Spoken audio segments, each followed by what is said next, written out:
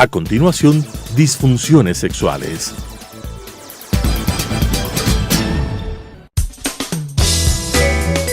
Clasificación A. Apto para todo público.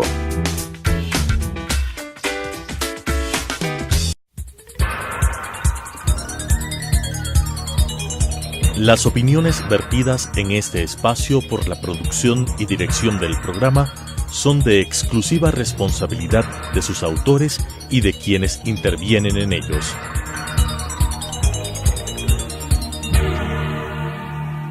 Telesucesos Canal 29 UHF presenta Disfunciones sexuales. Un capítulo de la medicina sexual es el estudio y conocimiento del anormal funcionamiento sexual del hombre, la mujer y la pareja, su correcto diagnóstico, sus soluciones y tratamientos. Con la dirección del Dr. Augusto Díaz. Disfunciones sexuales.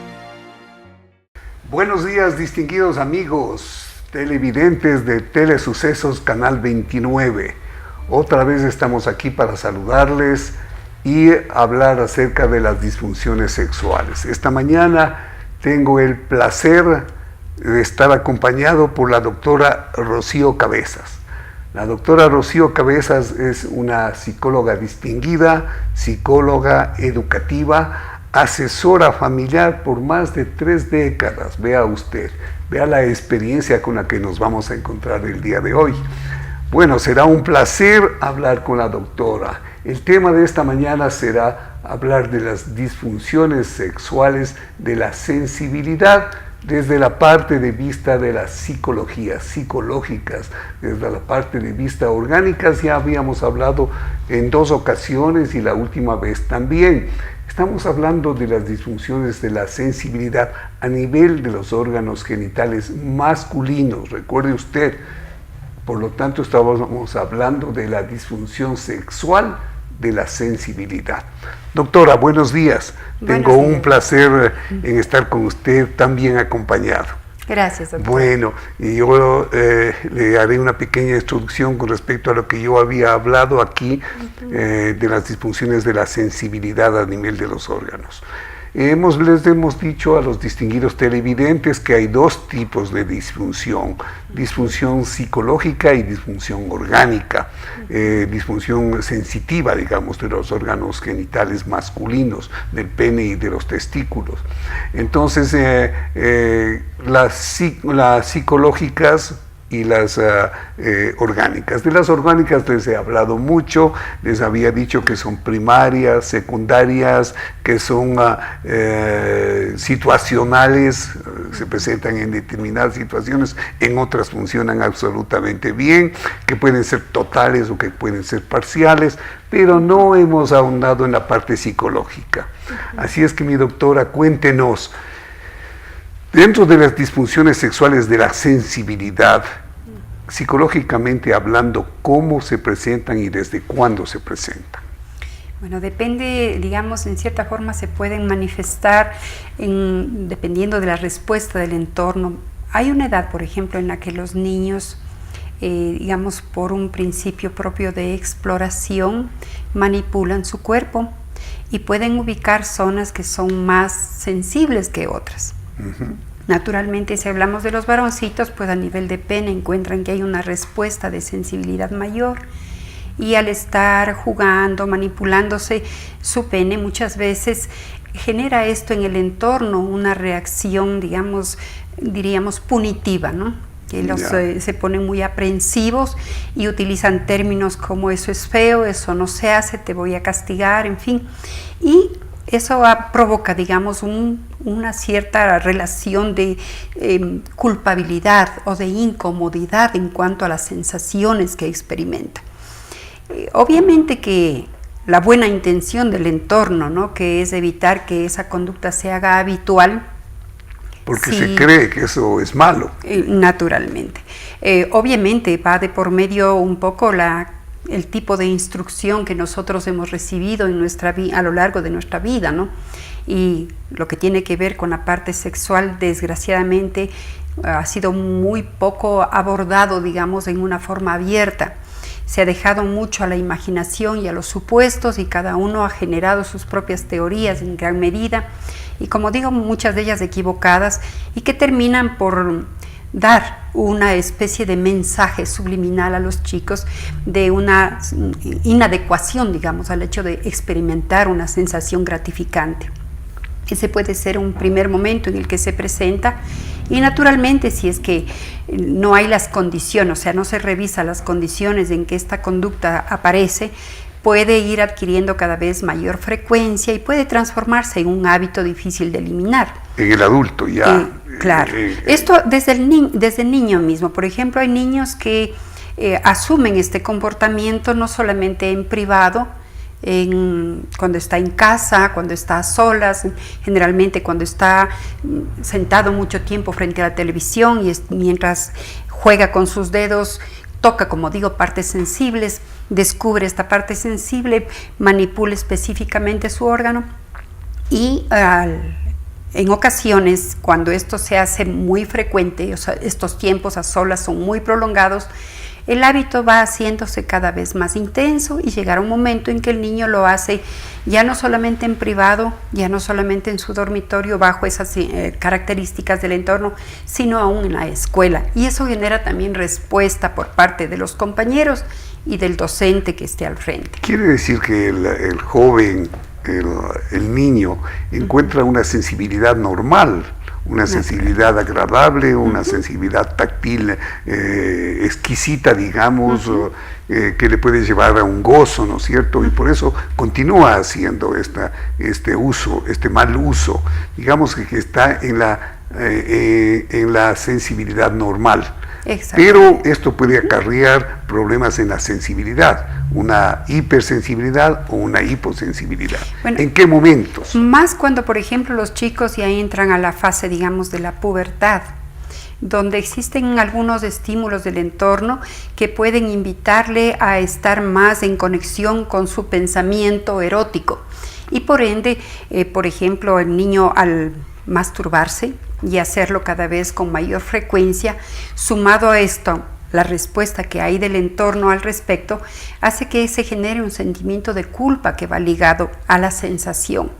Entonces, un poco como para aliviar ese conflicto interno que se da, la persona trata de disminuir la respuesta de su sensibilidad. Entonces, por ahí el problema puede transformarse obviamente en algo más permanente. En una hiposensibilidad que puede ser permanente, pero también puede haber cambios en la sensibilidad, hipersensibilidad, disensibilidad, ¿no es cierto? Por ejemplo, en vez de sentir dolor o sentir placer, puede sentir escozor, o sea, comezón, ¿no es cierto? Claro. Ardor, sensación de quemazón. ¿Esto es muy factible que esté ligado con el factor psicológico? Más que nada con causas de tipo orgánico. Por eso es que cuando los niños, por ejemplo, en edad temprana, presentan este comportamiento, una de las primeras cosas que uno sugiere a los padres es que se le haga una revisión con el pediatra para que puedan identificar si es que han habido, por ejemplo, problemas de infección de vías urinarias que posiblemente están generando esta sensación de mayor irritabilidad, de mayor escozor, y obviamente hay una tendencia, digamos, por la necesidad de bajar esa sensación, de tocar su órgano, y a continuación puede experimentar también otras sensaciones. Claro, esta sensación, digamos, que se ha disminuido o que ha aumentado, puede llevarle a un momento de ansiedad, ¿no es cierto? Y esa ansiedad puede disminuir o aumentar el placer. Bueno, se dice que la ansiedad y el placer están en carriles totalmente opuestos. O sea, la única forma de poder entrar a un proceso de disfrute es que uno se encuentre en paz con uno mismo. Pero si uno está en conflicto interno en relación a sus sensaciones, pues muy difícilmente va a poder experimentar gozo ni predisposición a ella. Y esto indudablemente va a afectar, digamos, en un matrimonio, en una pareja, va a afectar a la vida sexual de la pareja. Claro que sí. Se dice, bueno, que no solamente basta el que uno, digamos, por hacer una comparación, ¿no?, el que uno por responsabilidad coma, sino que uno experimente el placer de comer. Exacto. Porque mientras uno siente apetito, eso está contribuyendo a la calidad de vida de la persona. Entonces, lo que sucede a nivel de alimento corporal, también sucede a nivel de este otro, que es un alimento de tipo afectivo. O sea, no basta con tener actividad sexual, es importante sentir el placer de realizar esa actividad sexual. O sea, el gozo, Uh-huh. el buen gozo en el buen sentido, ¿no es cierto? Exactamente. Perfectamente. Cuénteme, entonces esto nos llevaría a hablar de la masturbación, ¿no es cierto? En el hombre, en el joven, en el niño. La masturbación para usted, desde el punto de vista psicológico, ¿cómo lo podrían definir, doctora? Diríamos que es un proceso en cierta forma natural, pero que también puede, digamos, llevar otras connotaciones cuando no es realizado de manera con la razón mismo de ser. Por ejemplo, el adolescente, cuando está experimentando todo el despertar hormonal, obviamente va a tener poluciones nocturnas, va a tener, digamos, sueños húmedos, que llamamos, y que le predisponen a desarrollar su interés hacia la vida sexual mismo, ¿no? Como digamos, si tiene esta predisposición y tiene habilidad social en la relación con las personas que le rodean, pues podrá canalizar esto hacia el interés, hacia una pareja. Y podrán juntos, digamos, ir un poco explorando este mundo que es descubrir las sensaciones del propio cuerpo. Pero si no hay eso de por medio, si las circunstancias no favorecen ese encuentro, pues la persona lo que va a hacer es únicamente encontrar ese gozo consigo mismo, pero puede incrementar la inseguridad hacia la relación con el otro. Entonces, si las dos cosas van de la mano, es decir, si uno a través de la masturbación va descubriendo qué partes de su cuerpo son mucho más sensibles, qué tipo de caricias provocan en uno un mayor placer para poder compartirlo con la pareja y disfrutarlo en pareja, diríamos que esto es positivo. Positivo. Pero si es que lo que va descubriendo él lo utiliza como una única manera de experimentar placer, pero no es capaz de compartirlo, de esta información con la persona con la que puede tener una vida afectiva, íntima, entonces va generándose una distorsión, ¿no? Porque los placeres, o más bien dicho, el momento será mucho más gratificante solo cuando está a solas consigo mismo, porque es capaz de hacer o asumir determinadas características en la relación que resulta más gratificante que en la relación con el otro. O sea que desde el punto de vista psicológico, la masturbación sería un acto absolutamente normal, o tiene un momento en que este acto normal se transforma en algo que no es tan bueno desde el punto de vista psicológico y desde el punto de vista orgánico. Bueno, si es que es específicamente un proceso de tipo transitorio que se va dando porque las condiciones no favorecen otra forma de sacar toda esta energía, no tiene por qué ser negativo. Exactamente. Pero si se convierte en la única alternativa para poder experimentar placer, es ya diferente. O sea, cuando se vuelve una conducta compulsiva. Exactamente.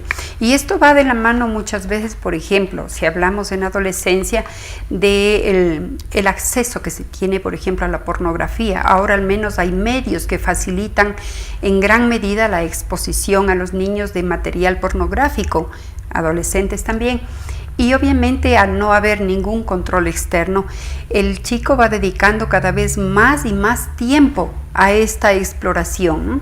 Que va de la mano con la masturbación, y llega un momento en que se vuelve compulsivo. Es decir, se ha hecho un hábito contra el que no va a poder solo él salir, va a necesitar un apoyo externo. Y hay que tomar en cuenta cuáles son la serie de condicionantes en las que se han ido apareciendo o instaurando esta conducta para poderle ayudar a la persona a salir de ella. Desde el punto de vista compulsivo, desde este hábito compulsivo, nosotros les hemos indicado a los televidentes que hay dos problemas importantes. El primero es una fibrosis de los cuerpos cavernosos, una fibrosis del pene. Y les hemos indicado el proceso por cómo se realiza, es decir, el traumatismo de la masturbación, porque es un traumatismo, ¿no es cierto? Porque no es normal, no es la penetración dentro de un órgano tan noble como la vagina, ¿no es cierto? Es indudablemente a veces brutal, a veces grosero, digamos, la masturbación. Y esto trae un traumatismo que va poco a poco endureciendo el pene, endureciendo las láminas fibrosas del pene, las láminas que envuelven al pene. Y esto trae a largo plazo una disfunción eréctil. Esto por un lado. Por el otro lado, la masturbación va a sensibilizar, va a aumentar la sensibilidad de los nervios sensitivos. No es redundante, es así. Va a aumentar la sensibilidad de los nervios sensitivos que están exactamente por debajo de la piel y por debajo de las capas superficiales del pene. Y por lo tanto esto va a agravar el problema de eyaculación precoz. Esto desde el punto de vista orgánico. Desde el punto de vista psicológico, cuénteme, ¿qué es lo que está pasando? ¿Qué es lo que estaría pasando con la masturbación compulsiva?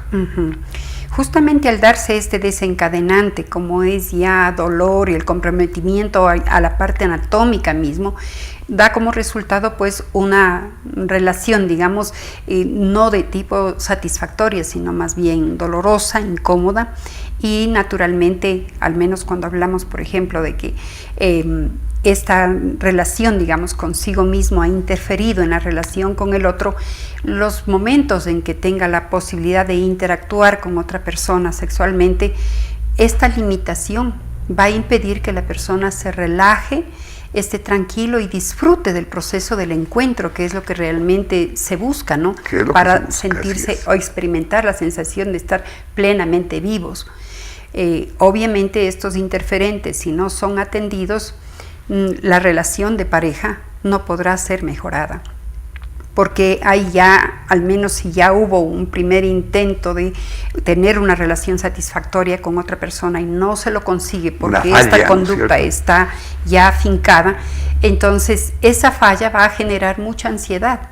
O sea, la sola idea de acercarse a otra persona va a ir con el miedo de por medio de que no va a resultar. Algo va a pasar, no lo voy a poder hacer. No va a poder hacer, sí. Exactamente. Y hay un principio que obviamente se aplica en todo lo que es comportamiento humano. Siempre que uno hace algo que le resulte muy gratificante, por instinto uno va a tratar de repetir ese acto, ¿sí? Se predispone a ello. Pero si la experiencia que tenemos al realizar una determinada situación es más bien incómoda, molestosa o deja un impacto interno no adecuado, pues por instinto vamos a tratar de evitarlo en lo posterior. Por lo tanto, eso está llevando a una disfunción del deseo, ¿no es cierto? Exactamente. Va perdiendo progresivamente el deseo. Explíquenos cómo sería este devenir de la pérdida del deseo. En la parte del deseo juega un papel sumamente importante la relación con uno mismo y una relación íntegra, digamos, con la otra persona. En la relación con uno mismo significa tener un concepto de sí mismo positivo, ¿sí? Es decir, yo me amo mi cuerpo, me siento cómoda con mi cuerpo, soy consciente de que estoy dentro de un cuerpo que es sensible y un cuerpo que también es abierto a recibir expresiones de afecto. Eso tiene que estar en mi cabeza. Y también en la relación con el otro, yo tengo que sentir por el otro sentimientos que saquen lo mejor de mí, sentimientos positivos. Si por esa persona yo siento respeto, yo siento admiración, yo siento cariño, siento amor, obviamente que el encuentro va a ser mucho más gratificante y eso va a hacer que el deseo se vea mucho más avivado, ¿no?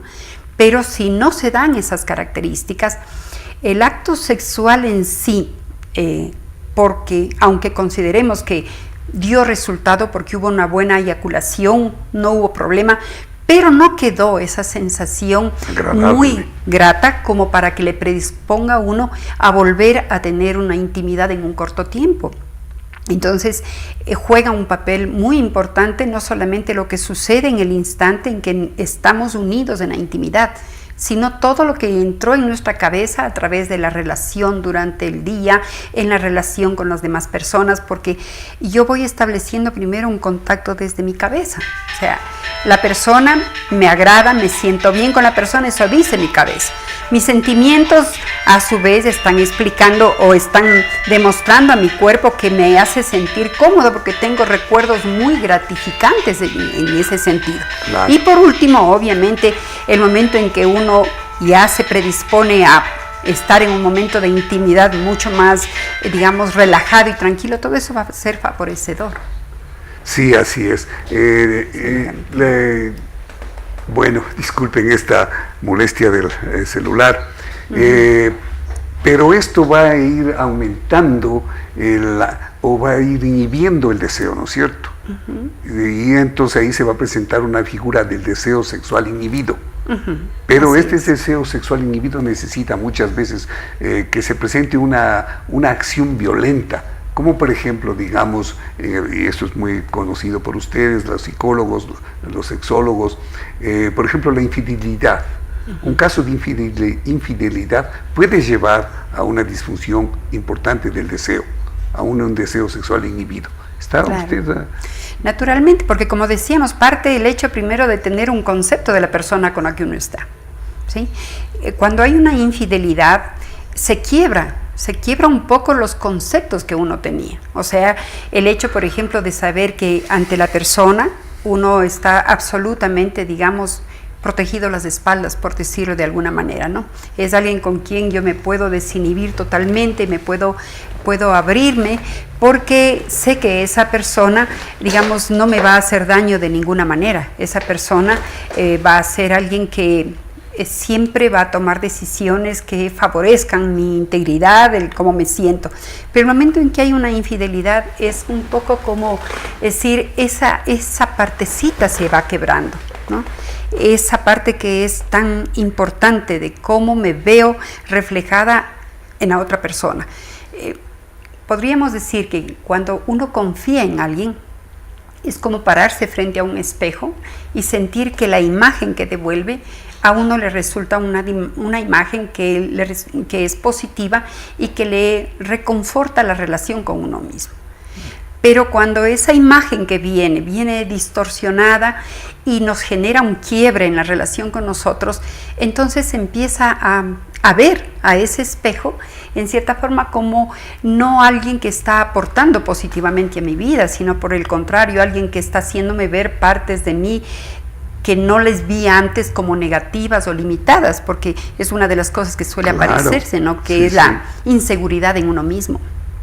La inseguridad definitivamente va a aumentar, va a crecer este problema de falta de deseo, de un deseo sexual que se inhibe. ¿Qué habría que hacer para romper este problema grave del deseo sexual inhibido? En este caso lo que es conveniente es identificar primero desde cuándo se dio el problema, ¿no? Y cuáles fueron las circunstancias externas que entraron en juego y que antes no habían. O sea, qué pasaba antes cuando el deseo todavía era vivo y qué pasaba después. No es simplemente, a veces la gente considera que el paso de los años tiene que traer por una condición, digamos, irrevocable el hecho de que la disminución del deseo exista. Pero una cosa es que disminuya a lo mejor la predisposición a la frecuencia de los contactos y otra muy diferente es que disminuya la gratificación de estar con la otra persona. Entonces, si no se identifica cuáles son las cosas que están contribuyendo a que uno ya no se sienta muy predispuesto, digamos, a disfrutar plenamente y por ende, si no disfruto plenamente, tampoco me siento predispuesta a repetirme la experiencia, porque no me dejó una sensación que sea muy gratificante. Así es como se va haciendo cada vez más distanciada la relación. Entonces hay que identificar qué conceptos tiene uno, o sea, porque todo empieza por la cabeza, de la cabeza se activan las emociones, los sentimientos, y obviamente de ahí es donde surge el comportamiento humano. Muy bien, doctorita, le agradezco mucho, ha sido demasiado explicativo, usted nos ha dado unas luces psicológicas del tratamiento, es decir, hay que buscar las causas. Exactamente. Para ir a cortar esas causas y de esa manera hacer un tratamiento del problema de las disfunciones sexuales. Muchas gracias, usted ha sido muy amable, doctora. Muchas gracias, queridos televidentes, será hasta la próxima semana. Las opiniones vertidas en este espacio por la producción y dirección del programa son de exclusiva responsabilidad de sus autores y de quienes intervienen en ellos.